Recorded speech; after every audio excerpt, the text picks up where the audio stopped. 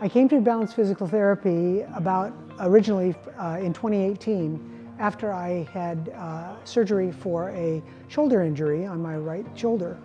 I found that the methods and techniques used here are extremely helpful, and I've enjoyed coming here and have continued coming here since then. The biggest surprise that I experienced coming to Balance was twofold. Number one, the techniques used here are much more gentle than I had at a previous physical therapy system. And second of all, the ease of working with the billing department and all of the staff. They're very caring and concerned and helpful about your personal well-being, and I find that on an individual basis that's extremely helpful.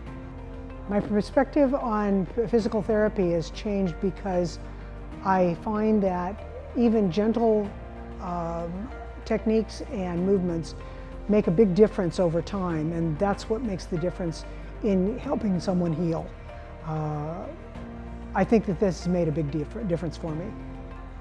I think anybody who has physical issues of any sort, regardless of the part of your body, that you feel are not what they used to be, give physical therapy a try, and give it a try here. The staff is caring and concerned and helpful and knowledgeable about what to do to improve your condition, and I would venture to say that if you gave it a decent try, you will come out better than when you came in.